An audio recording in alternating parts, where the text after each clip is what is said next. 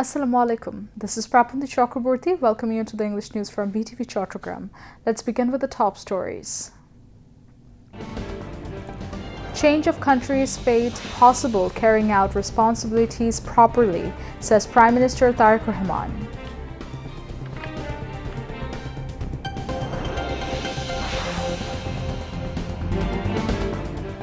OIC to campaign for Bangladesh in UN General Assembly elections, says Foreign Minister.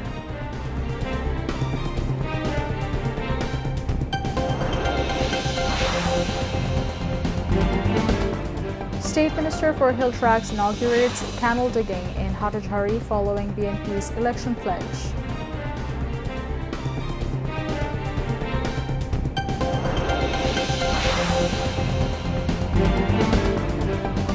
US-Israel joint strikes on Iran launched. Iran carries out retaliatory attacks on US bases in the region.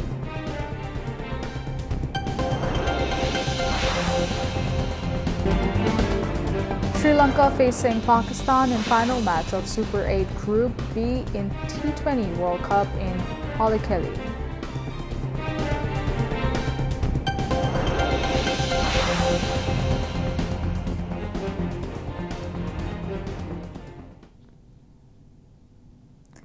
Viewers, those were the top stories. Now moving on to the details.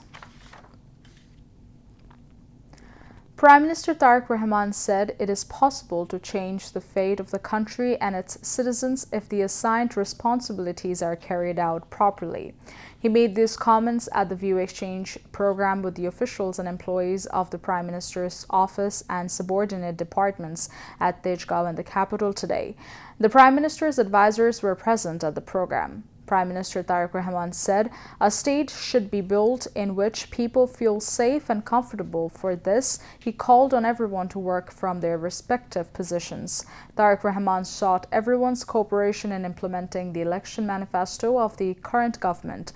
At the same time, he also sought the cooperation of officials and employees to stop corruption. The Prime Minister instructed to protect state secrets from their respective positions. Prime Minister Tariq Rahman emphasized on the strict adherence of government rules and regulations by the employees of the Republic to bring the nation to a well-ordered place.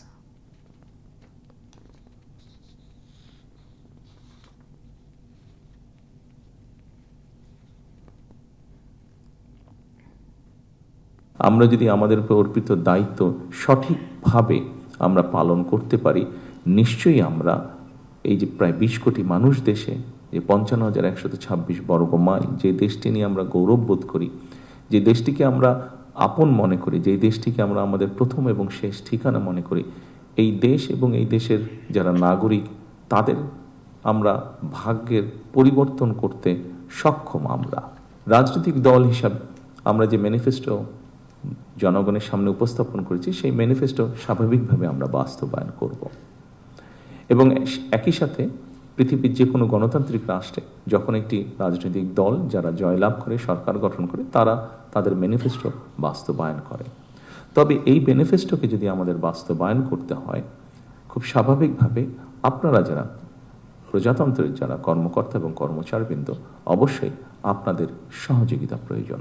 যেই বিষয়টিকে আমরা address করতে চাই, যেভাবেই হোক, এই বিষয়টি আমাদের সকল ব্যবস্থাকে, সমাজের সকল ব্যবস্থা, রাষ্ট্রের সকল ব্যবস্থাকে অনেক পিছিয়ে দিয়েছে, অনেক ক্ষেত্রে ধ্বংসের দ্বার প্রান্তে নিয়ে গিয়েছে। সেটি হচ্ছে দুর্নীতি। একটি বিষয় আছে, যেই বিষয়টিকে আমাদেরকে অবশ্যই অ্যাড্রেস করতে হবে।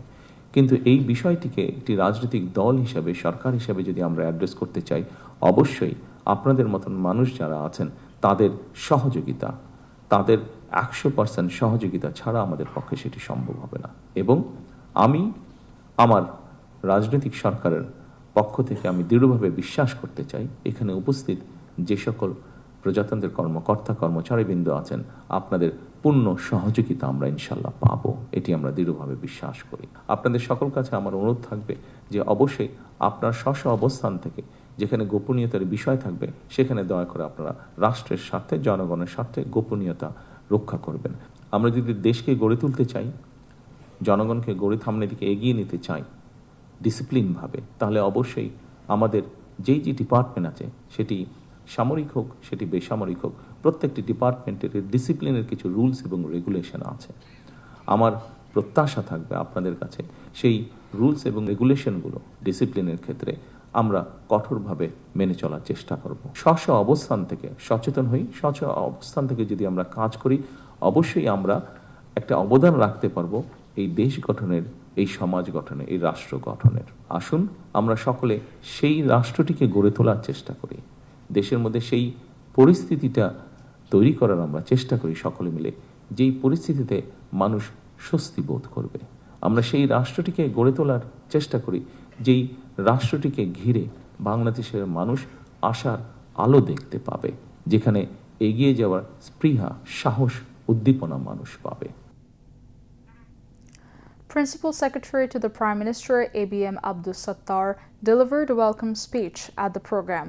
Director General of the Prime Minister's Office, Mohammed Abdul Wadud Chaudhary, gave a presentation on the occasion.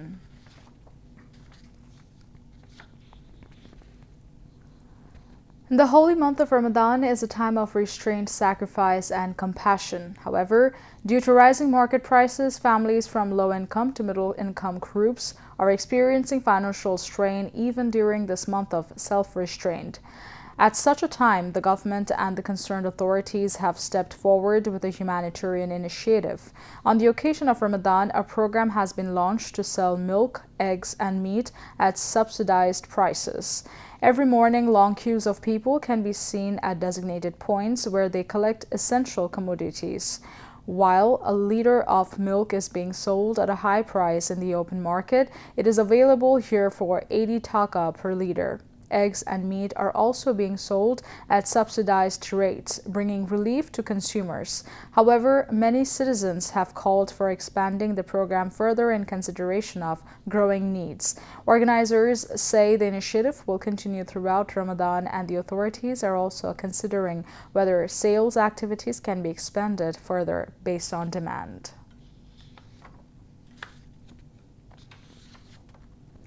Foreign Minister Dr. Khalilur Rahman said member states of the Organization of Islamic Cooperation, OIC, will actively campaign worldwide in support of Bangladesh's candidature for the presidency of the 81st session of the United Nations General Assembly.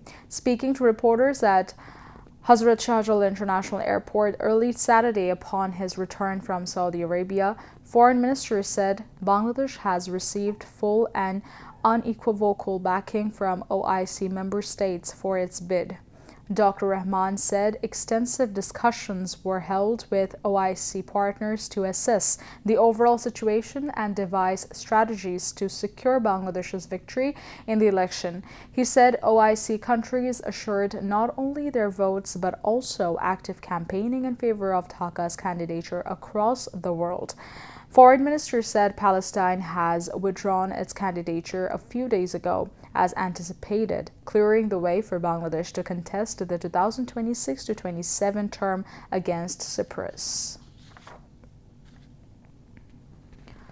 State Minister for Chittagong Hill Tracts Affairs Barrister Mir Muhammad Helaluddin MP inaugurated the excavation of the Bhanjan Canal in line with the election manifesto of the newly formed BNP government at the Hatajari section of the Chittagong-Rangamati Road.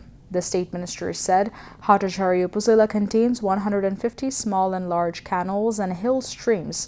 These water bodies will be excavated to ensure active water flow year-round.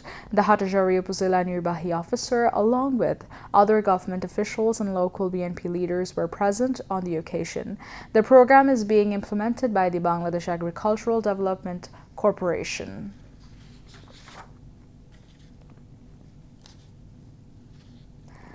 Now, international news.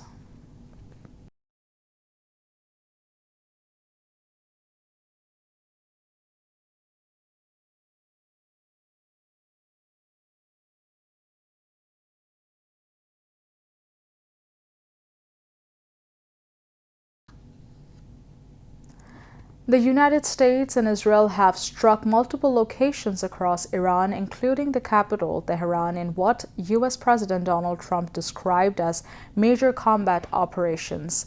The attacks come amid negotiations between the U.S. and Iran over the latter's nuclear and ballistic missiles programs after weeks of mounting threats from Trump, and 8 months after the U.S. and Israel waged a 12-day war against Iran.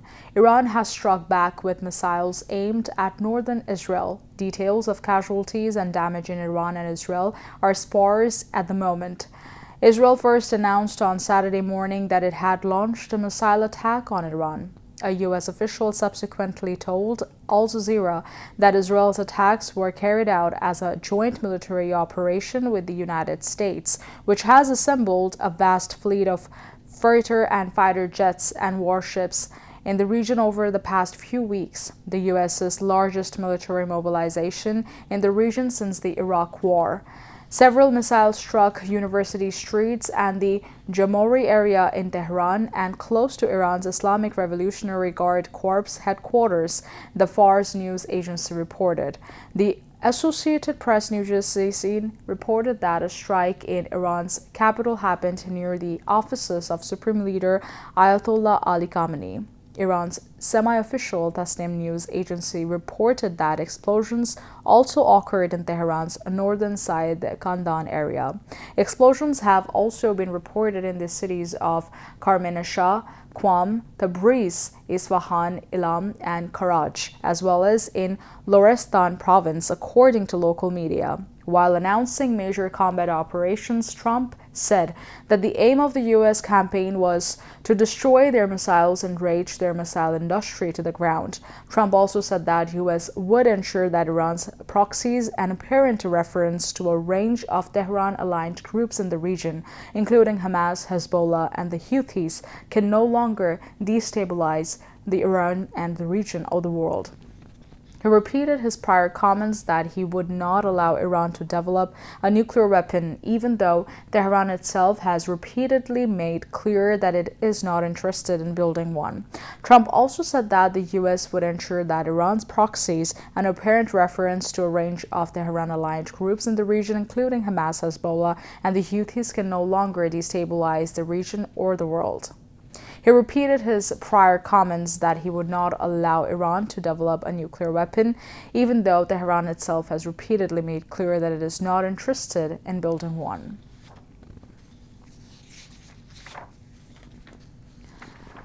Afghanistan has expressed its willingness to continue talks to end the conflict with neighboring Pakistan. Taliban government spokesperson Zabiullah Mujahid said that the Afghan leaders want to end the violence between the two countries through negotiations with Pakistan. The Afghan Taliban rulers had already stated yesterday that they are willing to hold discussions. Both countries have suffered heavy losses in the conflict.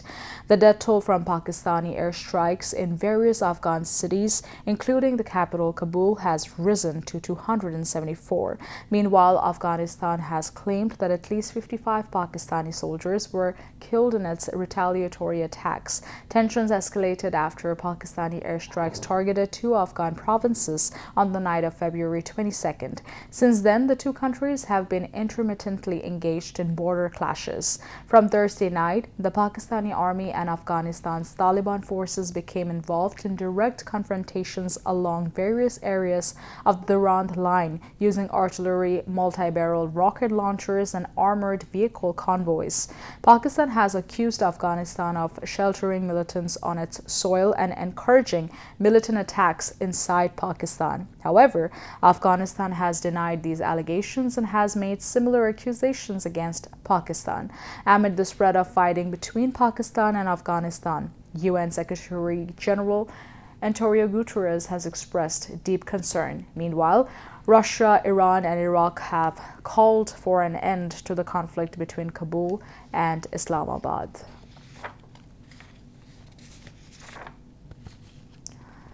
A military cargo plane has crashed near the Bolivian capital, La Paz, killing at least 15 people and injuring several others. The plane carrying the newly minted national currency crashed in its South American country. Bolivian Defense Minister Marcelo Salinas said in a statement that a Hercules C-130 cargo plane carrying Boliviano coins was heading to the airport in the city of El Alto adjacent to La Paz. The plane skidded off the runway and crashed onto a neighboring and nearby highway. During landing, several vehicles on the road were also damaged. The plane caught fire after the crash. Firefighters quickly arrived at the scene and brought the fire under control. Now, sports news.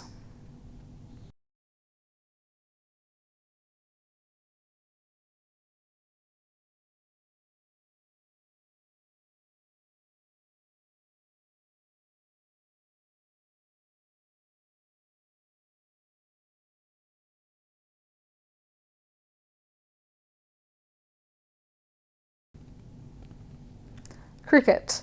Pakistan take on Sri Lanka in the final match in Group 2 of the Super 8s phase at the ICC Men's T20 World Cup at Balikali's Cricket Stadium in Sri Lanka.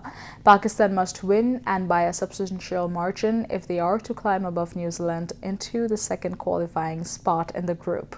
Sri Lanka lost both of their opening Super 8 games and are currently and already eliminated from the race after a semi-final spot. England confirmed their place as group winners, beating New Zealand and opening the chance for Pakistan to progress.